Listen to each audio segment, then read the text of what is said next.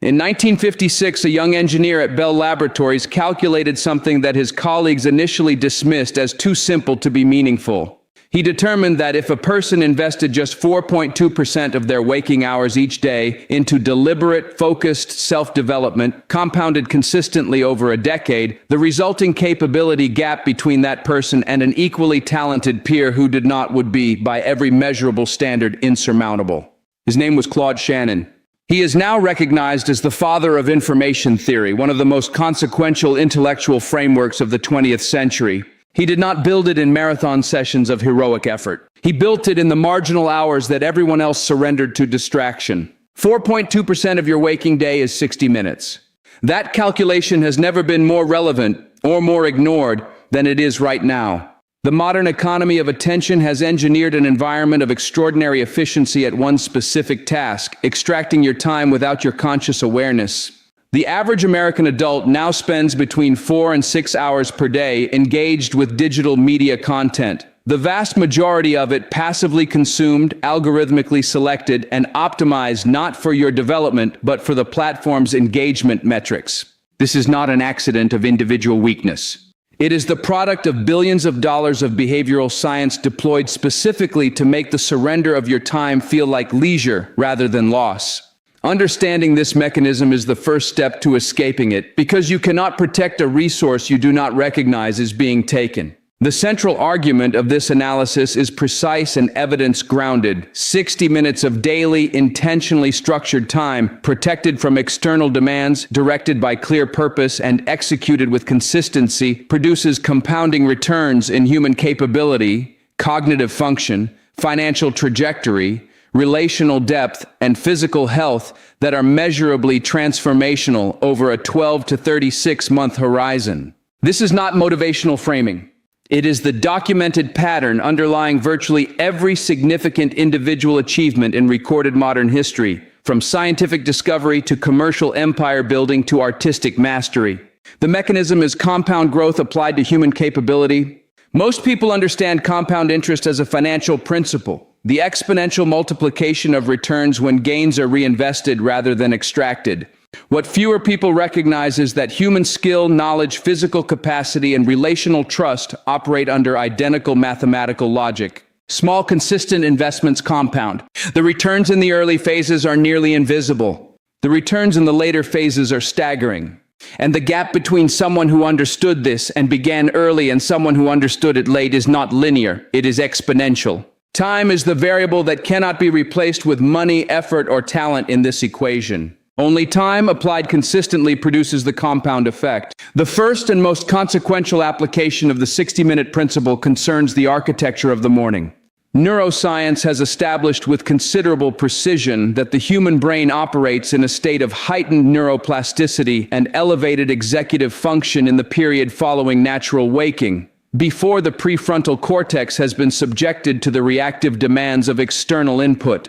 The prefrontal cortex, the seat of strategic planning, creative synthesis, and deliberate decision-making, is effectively at its daily peak during this window. Cortisol, the body's natural alertness hormone, surges in the first 30 to 45 minutes after waking in a pattern researchers call the cortisol awakening response, producing a biochemical state of heightened cognitive readiness that is, quite literally, the best cognitive environment your brain will generate all day. What the majority of people do with this neurological peak is hand it to their phones. Within the first 9 minutes of waking, the average adult has introduced algorithmically curated external content into this high plasticity state, flooding the most cognitively receptive window of the day with reactive stimulation that immediately reorients the brain from generative to responsive processing. The neurological cost of this is not trivial. Research published in the Journal of Experimental Psychology demonstrates that the cognitive residue from task switching, specifically from responsive to generative modes of thinking, persists for an average of 23 minutes after the switch. The practical implication is significant. If you reach for your phone within minutes of waking, you have not simply lost those minutes. You have compromised the cognitive quality of the full first hour that follows. The strategic alternative is structured morning sovereignty. 60 minutes of protected, self-directed time before external demands are permitted entry. The specific activities within this window should be determined by deliberate intention, not convenience. Targeted reading in a domain directly relevant to your primary developmental goal. Written articulation of the day's 3 highest leverage priorities. Visualization of the specific behavioral identity you are building. Physical movement sufficient to elevate cardiovascular activity and trigger the neurochemical cascade, including elevated BDNF, the protein directly associated with neuroplasticity and learning capacity that movement reliably produces. These are not wellness suggestions. They are neurological setup protocols for a brain expected to perform at its capacity for the 8 to 10 hours that follow. The question of direction, of knowing precisely what your 60 minutes is building toward, is where the majority of well-intentioned self-improvement efforts fail structurally. Action without direction is at best a random walk through possibility space. At worst, it creates the psychological experience of effort without the functional experience of progress, which is one of the most reliable predictors of eventual disengagement. The research on goal clarity is unambiguous. Specific, written, measurable goals with defined time horizons produce outcomes that are on average 3 to 4 times more likely to be achieved than identically pursued goals held only in memory. This is not because writing is magical. It is because the act of precise written articulation forces the kind of operational specificity that vague mental intentions reliably avoid. Before each 60-minute session, a 3-minute directional protocol should be considered non-negotiable. The written identification of the specific skill or knowledge domain being developed, the particular objective for this session, and the explicit connection between this session and the larger trajectory being built. This is not bureaucratic overhead. It is the difference between a pilot who knows their destination and a pilot who simply knows how to fly. Both may generate impressive activity. Only one arrives. Knowledge acquisition deserves specific architectural attention within the 60-minute framework because it is simultaneously the highest leverage investment available and the most easily diluted by passive consumption habits. The distinction between active and passive learning is a neurological one, not merely a motivational one. Passive consumption, scrolling, background listening, undirected browsing, engages the brain's default mode network with minimal encoding activity. Active learning, deliberate reading with annotation, spaced repetition of key concepts, application of new material to existing problems, teaching concepts back to an imagined audience, engages the hippocampus and prefrontal cortex in ways that produce durable memory formation and transferable cognitive structure. The mathematics of consistent active learning are, when examined directly, almost confrontational in their implications. 1 hour of deliberate daily learning, approximately 10 to 15 pages of focused reading or one structured educational session, compounds to approximately 365 hours annually. By the established 10,000-hour framework for domain expertise, proposed by K. Anders Ericsson and popularized by Malcolm Gladwell, consistent application of this single daily hour would produce meaningful domain expertise within a targeted field in under 3 decades, and functional professional competency within 5 to 7 years. More practically, in 12 months of disciplined daily learning, the cognitive distance between the person who practices this and the person who does not becomes visible and measurable in vocabulary, analytical capacity, confidence in domain-relevant contexts, and quality of decisions within that domain. If the depth and specificity of this strategic analysis reflects the content you want more of, practical frameworks grounded in real research applied to real human development, Strategic World Insights is the channel built for exactly that standard. Subscribe now and join the audience that chooses depth over noise. The practice of deliberate reflection, the systematic review of what was attempted, what was achieved, what failed, and why, is one of the most chronically underutilized performance tools available to any serious practitioner. Its omission from most self-improvement frameworks is not an oversight. It is a symptom of a culture that valorizes action and treats contemplation as its opposite, when the research consistently demonstrates that they are, in fact, symbiotic. Learning theorist David Kolb's experiential learning cycle, the most empirically validated model of adult learning, identifies reflective observation as the non-negotiable bridge between concrete experience and the abstract conceptual understanding that enables improved future action. Without the reflective bridge, experience does not automatically produce learning. It produces only repetition. The aviation industry provides the most rigorous real-world demonstration of systematic reflection's value. Commercial aircraft maintain near-continuous course correction throughout every flight, adjusting heading, altitude, and speed in response to real-time feedback from navigation systems. The plane is technically off its optimal course for the majority of the journey. It arrives precisely on target because the feedback and correction loop operates continuously, not because the initial trajectory was perfect. The parallel for human performance is exact. It is not the flawlessness of your initial plan that determines your eventual outcome.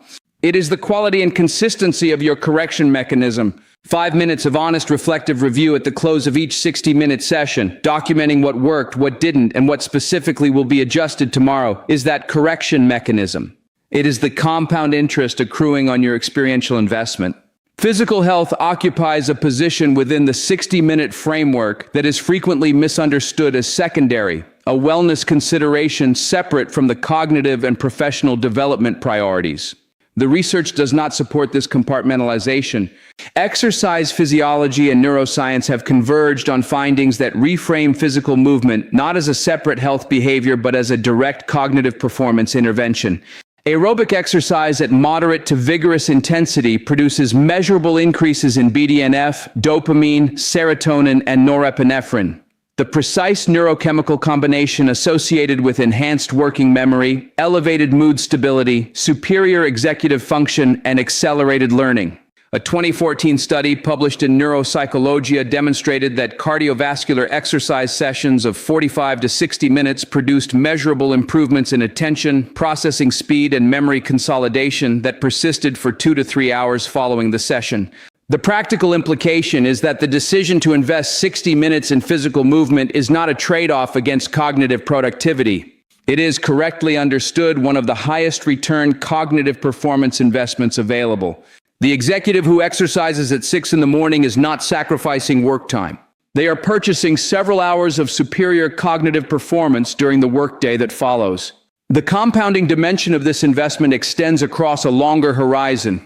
Consistent cardiovascular exercise has been demonstrated to produce measurable increases in hippocampal volume, the brain structure most directly associated with learning and memory, over periods of 6 to 12 months. You are not simply feeling better when you exercise consistently. You are, in a clinically verifiable sense, building a more capable brain.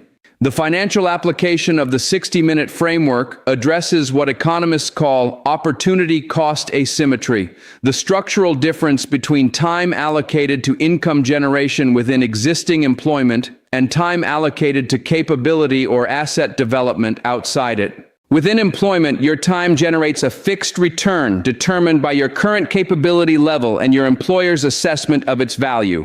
Outside employment, in a dedicated development hour, time invested in building marketable skills, establishing additional income streams, or developing proprietary knowledge compounds in ways that employment income structurally cannot. The mathematics here favor consistent marginal investment with extraordinary clarity. 5 hours per week, 50 weeks per year, directed with strategic intention at a specific commercially viable skill or business development activity, accumulates to 250 hours annually. At the Department of Labor's documented rate of skill acquisition for focused learners, that annual investment produces meaningful professional-grade competency in most domains within 12 to 24 months. The compounding effect of this is most dramatically visible in the asymmetry between linear wage growth, typically 2 to 3% annually in professional employment, and the non-linear growth curve of a skill, business, or knowledge asset developed during marginal hours over 3 to 5 years. The 60-minute daily investment does not compete with your current employment. It builds the platform from which your next stage becomes possible. Relational investment, the deliberate allocation of focused, undistracted time to the people who constitute your primary relationships, is perhaps the most quantifiably undervalued component of long-term human flourishing. The Harvard study of adult development, one of the longest longitudinal studies in social science history, tracked participants across more than 80 years and reached a conclusion so clear and consistent that its lead researchers described it as inescapable.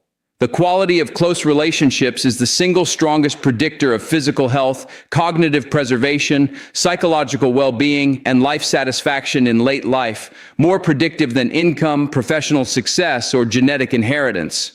Not the quantity of relationships, the quality, the depth, the presence. 1 hour per week of genuinely focused, device-free, present attention investment in a primary relationship structured around honest conversation, shared experience, or simply the quality of being fully there produces trust accumulation and relational depth that the casual, distracted togetherness of ordinary domestic life does not.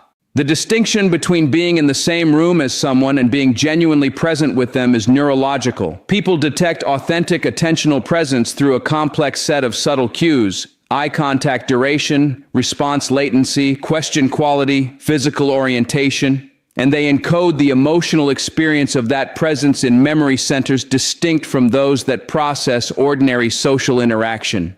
An hour of genuine presence is not equivalent to an hour of physical proximity. It is categorically different in its impact on relational trust and depth. The synthesis of everything this analysis has examined resolves to a single architectural insight. The 60-minute daily investment is not a time management strategy.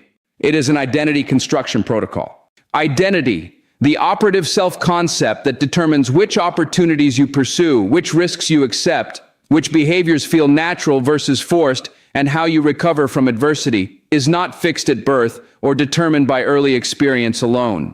It is an ongoing construction built from the accumulated evidence of your own behavioral patterns. Specifically, from the behavioral patterns you maintain in the absence of external accountability, when no one is watching, when comfort is available and effort is not required. Every morning you rise before distraction reaches you is a behavioral vote for the identity of someone who leads their day rather than reacts to it. Every hour you protect from the demands of others is a behavioral vote for the identity of someone whose priorities govern their time. Every session of deliberate learning you complete is a behavioral vote for the identity of someone who grows intentionally. Every reflective review you conduct is a behavioral vote for the identity of someone who takes their own development seriously. These votes accumulate. They do not require conscious processing to exert their influence. They build in the architecture of your own self-concept an evidence base for a particular kind of person. And that evidence base, once sufficiently established, becomes self-reinforcing in ways that make subsequent disciplined choices feel natural rather than costly. This is the mechanism that Claude Shannon understood intuitively, if not explicitly, in those Bell Laboratories evenings when the marginal hours that others surrendered to distraction became the hours in which one of the century's most consequential intellectual frameworks was quietly assembled. Not in a dramatic creative burst, not in a single inspired moment. In the accumulated weight of consistent, protected, deliberate daily investment in a clearly defined direction.